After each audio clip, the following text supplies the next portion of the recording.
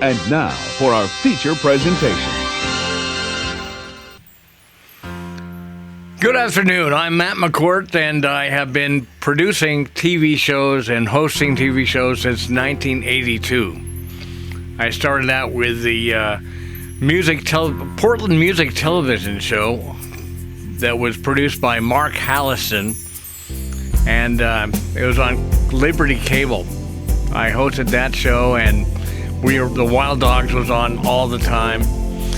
And later on, Mark started a company called California Camera Cars, which are like trailers that have camera mounts, and you put a car in it, and the people aren't really driving. Like in Chips, have you ever noticed that the two guys, Ponch and John, ride side by side? They never seem to be ahead or back.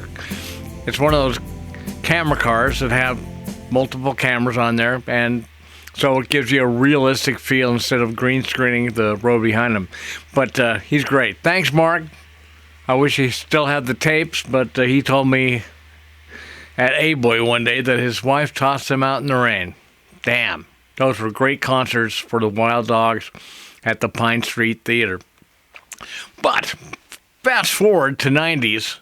The 1990s, heavy metal, nobody wanted to hear my bands by that time because, grunge was happening, and, well, it was just over.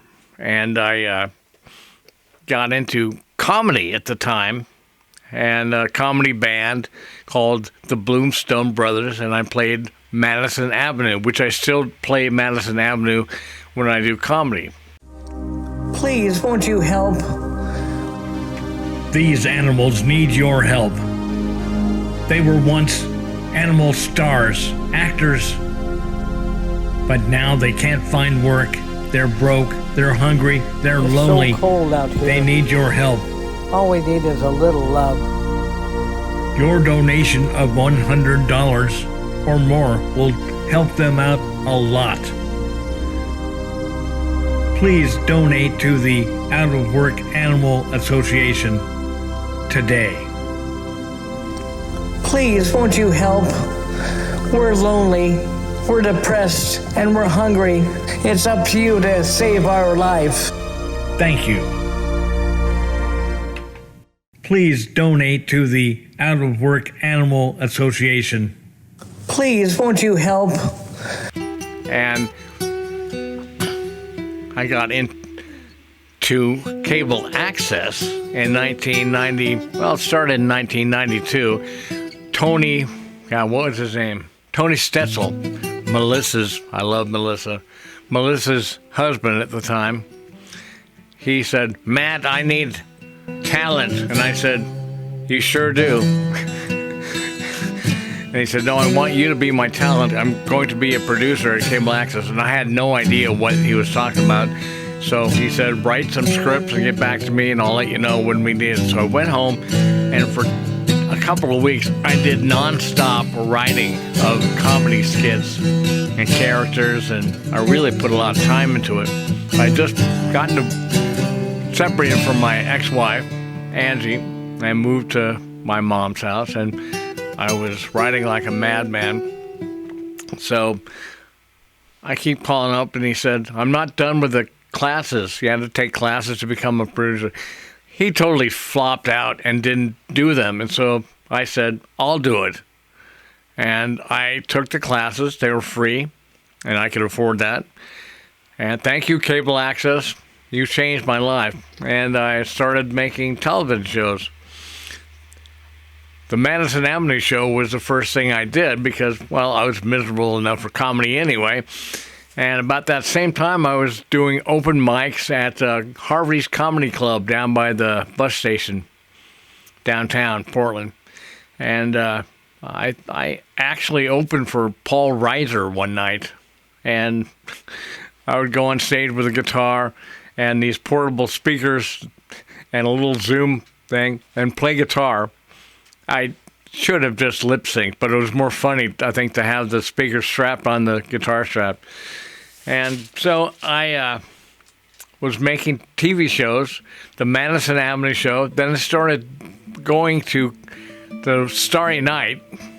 Was it the Starry Night by then? Still? the Roseland, and shooting band. The first band I shot was Hotter Than Hell, a Kiss tribute. And I started making a show called Living Room Concert Hall, so that if you couldn't go to the show, you could always see what was going on there. And a lot of kids, a lot of young people, by the time I met them, said, "Oh man, I loved your show. I was too young to go to the show, but I could be there with your show." And so I thought that was kind of cool.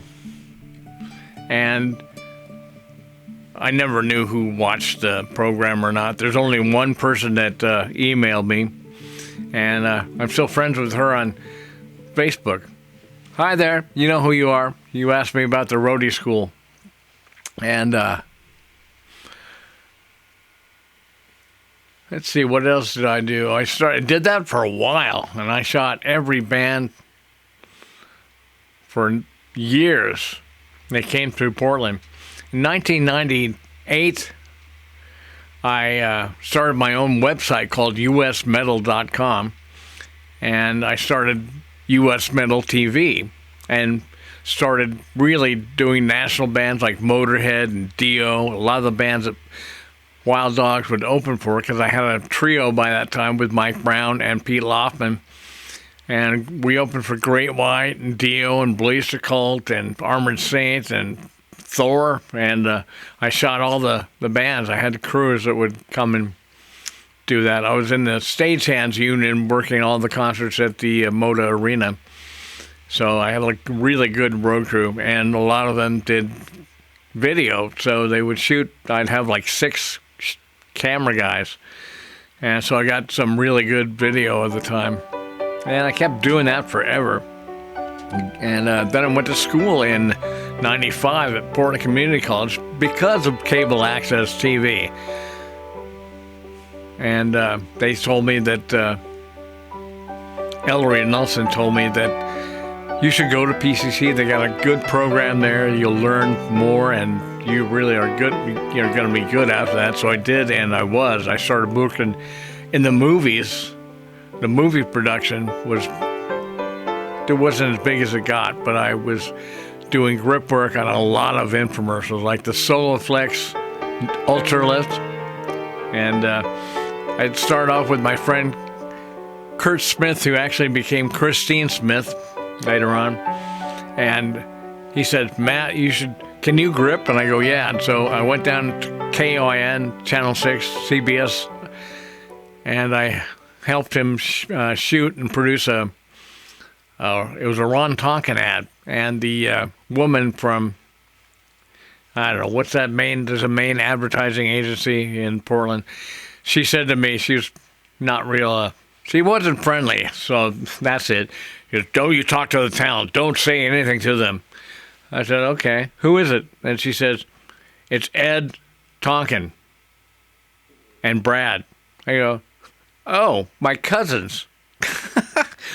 So they came in, and they saw me, and they said, "Hey, Matt, what's up?" And they came over and gave me a hug and said, "How's Mom?" And so you see, my stepdad was good friends with the Tonkins, and my grandpa, who was a Jewish mobster, was in cahoots with these guys, and I'd been friends with him since I was like 5 years old. So the lady had a different look on her face after that. So after that, Kurt told me to go down, and he would hook it up so I could work on these bumpers for the Cascade Film Association. And they had a bumper festival. So I did that, and from that, I got hired every week to be a grip or electric boy, and I worked in the movies for about a year, but they started pricing themselves out. I mean, they started to compete with the union rates, and that's why they came to Portland to shoot the spots.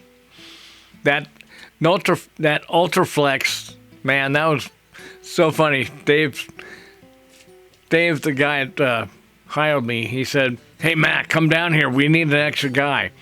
Are you busy?" Oh, nope, I'll be there. And it was at KGW Studios downtown. So I went in there, and I found them, and it was the dressing room, and there's these beautiful women and guys. And they all kind of look fake. They all look rubbery. They're all kind of a weird brown, but they were fit. Keanu was the fitness model, and some NFL Super Bowl quarterback was an actor also. And I did that for 2 days and worked my ass off. That was a really labor-intensive job, all of them. But they fed you all day. And I worked on a movie called Out of the Wilderness with David Carradine. And the producer, Michael Murphy, who lives up the street from me, and I went to school with his cousin or nephew or something. He had a lot of people in his family at Jesuit High School. And they liked me. Him and Don Zimmerman put me in the movie as a morning DJ. But it was a SAG film, so they couldn't have me work on the film and then be in it also. So I had to come back after it was done and do a voiceover. And that was the start of my voiceover career. It's stroke, as you can tell, kind of messed that up. But I've been producing TV shows ever since 1993, and here I am today. I do podcasts called the U.S. Metal TV Podcast.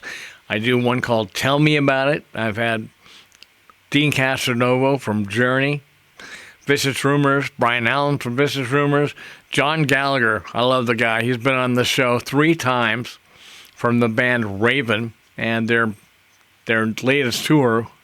I like to think I helped make it successful because he had been on the 3 times promoting the tour, and same with Jeff Thorpe from Vicious Rumors. Alejandro Mercado, a drummer that plays with John Five and also Alan Parsons. I met him.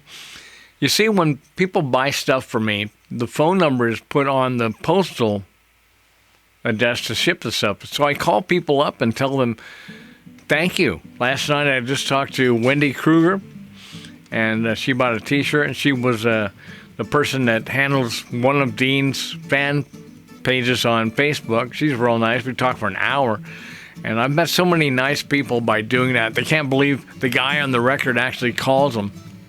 But hey, man, that's why I do it. You know, I'm not going to get rich. I just would like to meet the people who like the band and the music that I made along the way. I've made 46 records since 1980. I mean, what else am I going to do? I don't have a drug habit. No, all that stopped in December 5th, 1989. Actually, December 4th. I got pulled over after being on probation, and I drank like almost five half pints of vodka that day, and I went to an AA meeting the next day. The guy that took me to the first AA meeting was the drummer that played on Louie Louie by the Kingsmen. I didn't know that for years because of the anonymity, and that's easier for me to say. People say, it sounds like you got a mouthful of food, which I don't because I don't eat that much now. But anyway, I'm still doing TV. I love TV and video, and I love comedy, and I love music. That's just what I do. I'd like to say hi to my schoolmates because I see them on Facebook. Debbie Taylor, Karen Christensen. I love you, babe. You're great. She is a girl that lived behind me. And I've known these people since I was 6 years old. Penny Busman, Andrea Whitley, Charmaine Lowther, and Dana Cook. I think I kind of know you. At least we're friends on Facebook. And Bill Hoffman, the guy I'd learned how to play guitar with. That's a funny thing. We play guitar. I always wanted to jam all the time. And so my mom would offer to go pick these guys up and bring their amp and guitar over when I was 11, 12 years old. And most of them couldn't do it. They didn't want to do it. And I ended up learning how to play. I started playing drums when I was 5. My grandpa was a drummer in a swing band in the 40s. He made a lot of money. And that's when Portland had a lot of dance halls, like the Crystal Ballroom And where the big fountain is across from the Keller Theater, that was Midtown Ballroom. He played there. They played these big places. And he made lots of money, but he got a spot on his lung. And the doctor said, you got to get out of these smoky places or you're going to get sick. And my uncle Homer Welch was also a drummer. And they had me playing drums when I was 5. Put drumsticks in my hand and taught me Mama Papa. I play drums today, every day. It's my exercise. Good exercise, too. And Homer went to California to be a radio star on NBC in Burbank.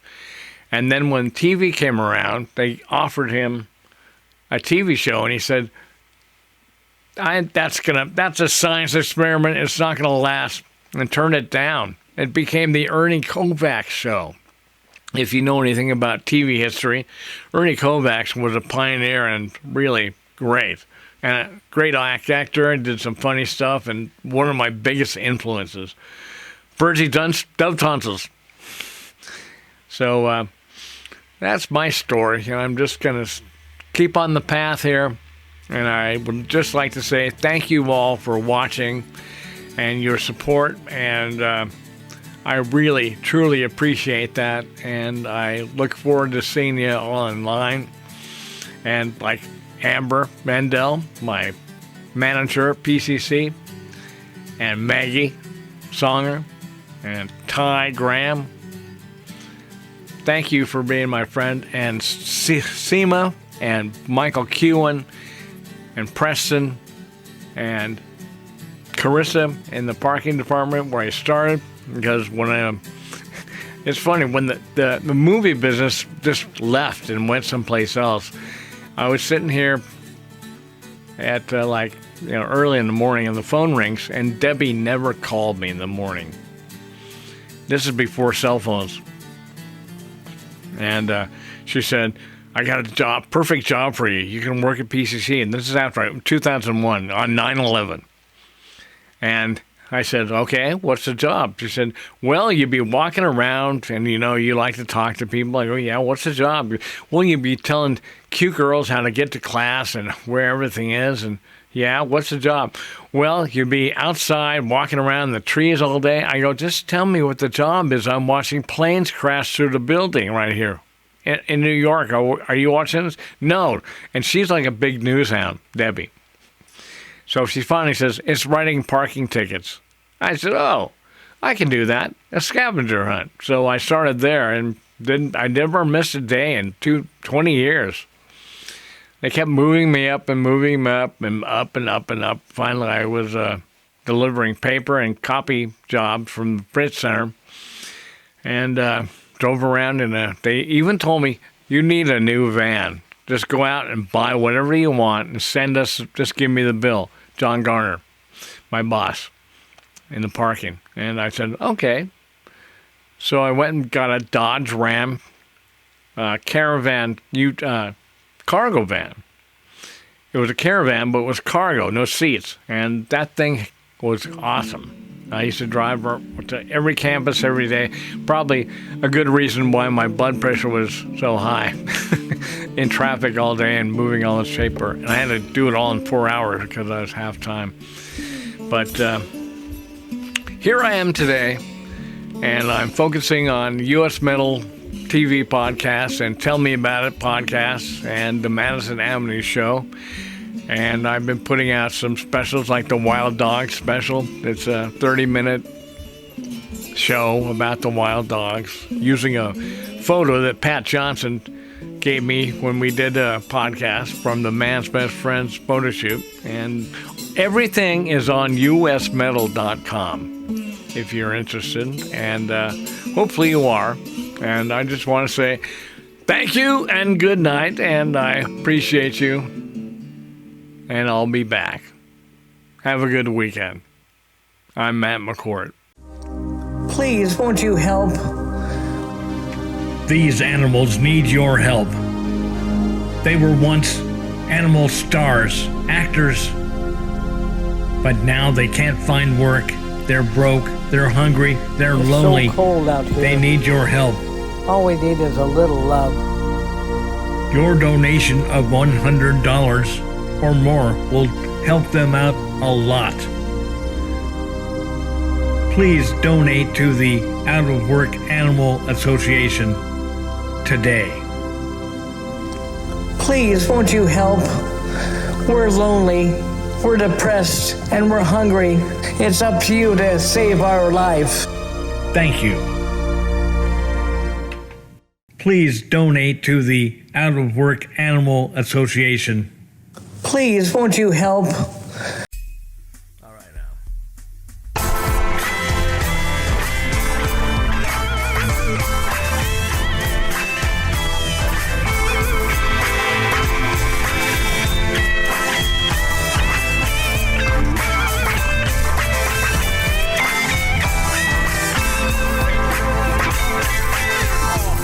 Right, big ass titties in your face, or just sitting pretty, digging around like a baby's head, or soft and long like a loaf of bread.